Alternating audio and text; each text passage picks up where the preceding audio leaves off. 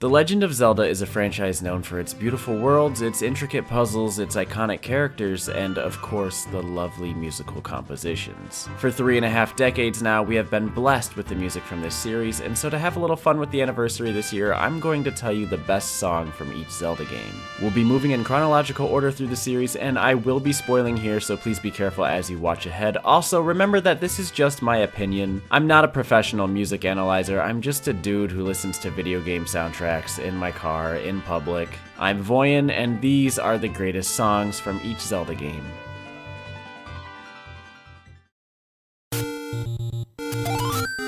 Getting this right out of the way, the very first game in the series may have less than 10 songs to call its own, but it gave us what would become the most profound song in the entire series, the original Overworld theme. Nintendo tried to hype up this game a lot, and I mean they tried really hard. But at the end of the day, it's still just an 8-bit video game where the action is more imagined than presented. But I'd argue this song helps to give us a clearer picture for the true vision that is a dude with a sword and a ladder really confused on where to go. Zelda 2: The Adventure of Link is a game that considered abandoning its identity to fit in with the more popular platformers and RPGs of the time. It's been widely controversial between fans of the series. I personally dislike it, but gamer confession, I have never beat this game without save states. Be the game good or bad though, the OST is rather accomplished for its time, especially on the NES. But here's the thing, I'm incredibly biased having played this game years after Melee, and so no matter how many times I go through this OST, the dungeon theme will always be my familiar comfort. It is such a banger and fits right in with the coolness of Zelda 2. When you go to these dungeons, it's not flat anymore like with the previous game, shit's poppin', Link stands, he swings, you get a full prolific view of his attack animation. It's all pretty badass until of course you hit an enemy and a number pops out. Zelda 2: Adventure of Mathematics. Finally, we are getting into some of the actual meat with A Link to the Past, which gave us staples like the menu theme, the Kakariko Village theme, the Master Sword theme, and the very first Ganon theme, which is my pick for this game. See, this was the start for a lot of the series' returning aspects, but Ganon was not one of them as he was the final boss of the NES game, but it would be easy to mistake this as Ganon's first appearance, since as an antagonist in Zelda 1, he is incredibly forgettable, basically acting as just an endgame obstacle. This changes with A Link to the Past, which outlines his consequential presence not with story but music. Imagine an evil beast who is also a pig, who is also a bat, who is also a wizard, and in other games, a man? It is here that we see Ganon for the threat that he truly is, for the evil that he would instate for entries to come, and what's a good arch-nemesis without a complementary foreboding theme? While this may be my favorite, I do want to highlight my runner-up though for this game, which is The Dark World. This also slaps and is good for the violent atmosphere switch-up. Link's Awakening is a game that you don't expect to knock you on your ass emotionally, but good lord, having to wake up and realize your environment and everyone you met was all fabricated. I'm sorry, Link, I feel for you, my brother. Really, it feels kind of unexpected with all of this game's bright, colorful atmosphere, goofiness, and references to Mario. You really don't anticipate this game to have the melancholy it does, but perhaps the earliest indication of the inevitable fate that you found yourself in is with the titular song, Link's Awakening, which is to me the standout track for this game. It is sad, lonely, misunderstood, potentially to highlight the defenseless protagonist as he goes to find his sword, but maybe something more. Link has awoken in a strange new environment, and what the future holds we can't be sure. There's a sense of struggle and distrust in the strings here that draw a point that though Link may have woken up, he will unfortunately have to be doing it again. I need to mention that the song following, called Where Is My Sword, is sometimes my favorite too, as it's a more upbeat and traversal version of the same song, but this one is definitely more impactful, and I love the rendition that the remake had.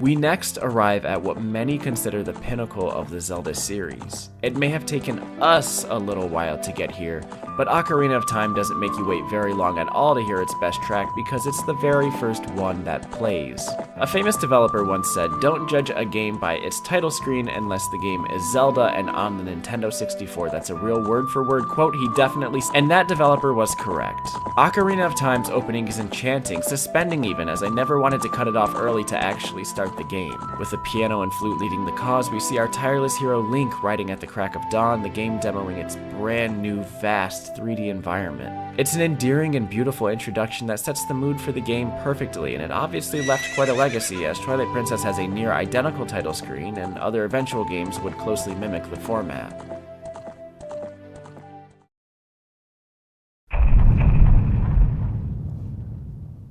Alright, this one is difficult. I am going to struggle here. Majora's Mask is my favorite Zelda game. I love it tenderly, and that of course extends to the soundtrack, but picking a favorite song might be just too difficult. So let's go ahead and certify some of the bops, and I'll tell you which one I like at the end. The funky themes of the Milk Bar, bop. The gallant, ceremonious, and escapist vibes of the Astral Observatory, bop. The desperate hours of reflection and forgiveness before the moon causes an apocalypse, I really like this, okay? The new wave bossa nova, I ain't even gonna say it. Okay, no more kidding around. We all need to be healed by the Song of Healing, this game's most iconic and memorable track, without a doubt. I think about the moment this video game first came across as a journey of acceptance rather than darkness and denial, and it's this scene right here with the trippy hallway transition. This is the first time you hear this song, or a version very close to it, after hearing nothing for most of the previous tutorial section. We enter this area and are eased by the music, and although Link has just suffered through a supposed terrible fate, it is here that through the Song of Healing we understand that we are safe. The tune takes the form of a reminder that no matter how bad of a situation we are going through, it's important to stop, collect yourself, face the circumstances, and progress forward. It's deeply moving, and I might even give this theme the credit for me starting my YouTube channel. Perhaps this is what makes Majora's Mask special, but I just wish in the 20+ years since there was something similar. Like, goddamn Nintendo.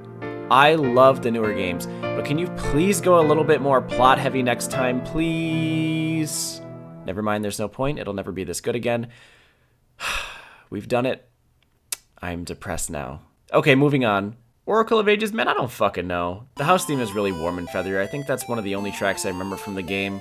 The music from Oracle of Seasons is a lot better. I don't really have a good explanation for my pick here, other than that it sounds nice, so I'm just gonna hop right into it. How do you guys feel about Tarm Ruins?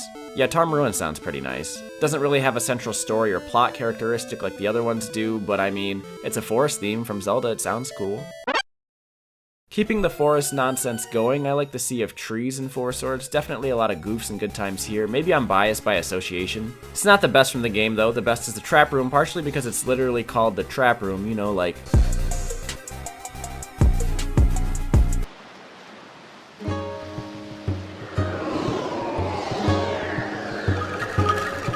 Choosing a song from Wind Waker was not easy, not at all. There's so many good tracks here. Dragon Roost Island, the ocean, the mini-boss music, Mulgara. I've never said that word out loud, did I say it correctly? This game seems to perfectly score a lot of its environments and the energy that comes with them, and that's why I chose the song that I did.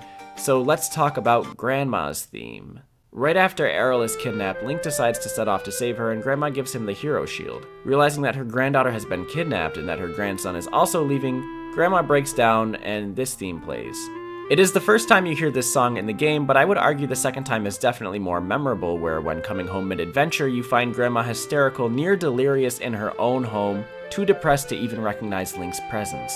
It's a powerful song accompanied by a powerless feeling, one that isn't too explored across the Zelda franchise due to Link's parental figures usually being dead or just absent. But Grandma cares deeply for these kids in danger, in which she recognizes the very real possibility that they might not be coming home. Her theme helps to clarify the lonely, worried nature that has overcome her as the game beckons you to feel sorry and reassuring. But don't worry, you heal her with a fairy, she gives you the new soup, and you're on your way. Four Swords Adventures is tough, not because there's a lot of good tracks. Well, there might be, I don't fucking know. Whenever I'm playing this game, I'm conversing or laughing with friends, so it's kind of difficult to absorb this OST and give it all the love and attention it deserves, but there is one that sits above the rest. Four Swords happens to have my favorite version of the field theme, which, much like the entire game, combines the outline of A Link to the Past with Wind Waker instruments. I was avoiding picking this at first because it technically originated in a different game, but then I realized that is most of Zelda music. Either way, the field theme slaps. Frozen Hyrule and the Swamp are also good picks. Okay, so Capcom had a hand here, and the soundtrack sounds very similar to the other games they put out on GBA at the time, like Ace Attorney and Mega Man. But with Minish Cap, I don't know if this is a hot take or not. I'm really not sure how the general public feels about this game's OST and where the consensus highlights are, but the Minish Village theme is excellent. Something about this song really fits in with the image of a bunch of tiny little beings living out of mushrooms, old boots, and pots. And the only way I know how to describe it is like a majestic fairy tale, perhaps for good reason. It's a remix of the main opening theme that retells the legend of the Picori and their blade that helped to defeat evil. This version is of course the modernization that plays with the Picori now, and it's all very folk-esque for an origin story about a hat. Now, by far, Twilight Princess was the most difficult for me to choose from because I love this massive sequenced OST. Since this game is probably the closest we've ever gotten to a cinematic Zelda experience, these pieces are grand, almost orchestral, and dare I use the term, epic. With just so many big explosive moments, this music has no choice but to accommodate. However, this game is also filled with darkness, or quite literally twilight, and I think one of the darker moments of the game stands out so much over the rest because of the piano that's served with it. Midna's Lament was a segment of anxiety and character attachment.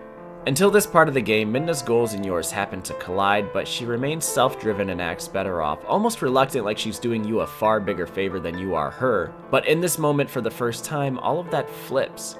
Midna now needs you to survive, and fast. The harrowing journey through the fields and in town is rainy and dreadful. You take what could possibly be your last ride with Midna, running frantically like the keys in the background. Probably what makes this track more memorable is how emotional it is. Twilight Princess has a lot of moments of isolation and emptiness, but they feel more surface level scary than the fear that comes with actual loss. Link has already lost so much, but now he may also lose the one thing that he's gained. All is well in the end, but we remember this piece for the alarm that comes with it. Phantom Hourglass brings us back to the sea because we couldn't get enough idle playing time with the first game, although this time instead of the king being our companion, we have... Actually, I just realized you pretty much get two partners in this game, and that usually doesn't happen. A fairy, like in many other games, and Linebeck, who's a little bit less in it to restore the world, which I think you can determine just from his theme, my pick for this game. The captain is known for being an adventurer of lands and has a lot of respect across the ocean, but in reality he's kind of a selfish coward seeking out treasure and only ever covering his own ass. He doesn't go with Link into dungeons, he constantly bickers with Ciela, and he hides in a box from his ex-girlfriend. Yet all this time he still maintains the brave persona of a sailor, and that's basically this music in a nutshell. That said, I had to rewatch some of the scenes from this game for this video, and I forgot what a fucking G Linebeck can be at times, but especially towards the end when we see that greed evolve into care and bravery against Bellum, which was an amazing final boss. A lot of people debate the quality of the DS titles, but I think we can all agree that this conclusion was as bombastic as it needed to be, so that when we move on to the sequel that is Spirit Tracks, we are blessed with an even crazier, more climactic final boss, and the music that goes along with it is a war hymn that I love. For starters, I'm pretty sure that this has the most amount of phases in the Zelda final boss if you include the train sections, but forget the train because this OST takes you on a roller coaster, and I'm leaving that in the script, okay? I don't even know what to call this because it's 3 or 4 different songs, and half of them are cutscene cues, so we're just gonna call it the whole damn Malladus battle, all of it. It's the final boss theme, but incorporates samples of Zelda's Lullaby in the overworld to show how critical the moments are, and while the whole fight itself might just be another Ganon-looking fight with Zelda shooting arrows, it's filled with dramatic spectacle of the characters triumphing and also suffering. You will feel every emotion in this boss battle. Yeah, so remember at the beginning of this video when I was like, hey, don't be upset because this is all my opinion and songs that I find enjoyable even if others don't? Okay, so Skyward Sword has a fat OST, lots of hits, but it reinvented what it means to have an iconic song. A song that every single time you hear it you think, oh, Skyward Sword. A song that is arranged so gorgeous that it could pretty much be a lullaby or somehow connected to one. That's right. I'm talking about Skyward Sword's most notable piece, The Bamboo Island. It's so fucking zen, I love it. I could fall asleep every single night to this. A Link Between Worlds shares almost half of its music with A Link to the Past for obvious reasons, and that's wonderful and all, but as much as I love what they did for the Eastern Palace and Lorule themes that the limitations of the Super Nintendo could not, I want to pick one of its original tracks. At first I was going to choose Lorule Castle, but then I remembered that it's just Hyrule Castle in reverse, and so I decided I would go with something else, and I picked the Lost Woods theme. Yes, funny enough, this is the only time the Lost Woods makes an appearance in today's lineup, but it's very unique when compared with the mostly alternative versions that are just Saria's song. Actually, I've heard lots of people say that they can hear both that and the Song of Healing in the back, but I am not one of those people. I like Saria's song because it's childish and playful in nature, literally, and this is the exact same way, but it's something new. I'm just very glad that the music of Zelda can still give me the same feelings after all these years, but with something completely different. I guess technically we consider Triforce Heroes a mainline game, I guess. I mean, a tomato is technically a fruit. But where I was laughing and goofing around with 4 swords, I was enraged all the time playing Triforce Heroes Online because there's no way to efficiently communicate with your partners, and that's why I'm glad Riverside exists. Riverside is the theme that plays for the water portions of the game, and it's my favorite and a song that I actually listen to quite often for how calming it is, yet fluctuating with solace. How it takes the melody and drives it up towards an intense resolution. There's this sacred feeling in the quiet parts that sounds like thunder in the crescendo. Ironic because it's only the second level of the game, but overflowing with brand new challenges. I don't really have much to say other than that though. Triforce Heroes should have been a lot better.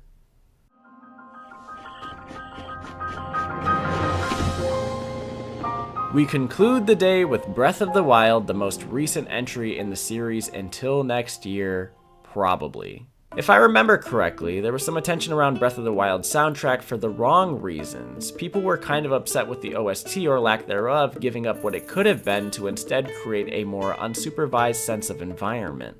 Whether or not I agree with this decision is a topic for another video, but there's an easy choice in Breath of the Wild that I think shows how much Nintendo nailed the tracks they did put forward. And that choice is Rito Village. Let me start by saying all of the village themes in this game are enchanting as hell, but something about climbing the mountain and slowly hearing the piano and clarinet come in with scenic views was an unforgettable part of Breath of the Wild. And then they hit you with the mandolin, and you start to think, why does it feel like it's not the first time I've been here? Why does it feel like I've known this place for years and years of my life? And at 73 seconds, after an amazing orchestral buildup, the answer is made clear.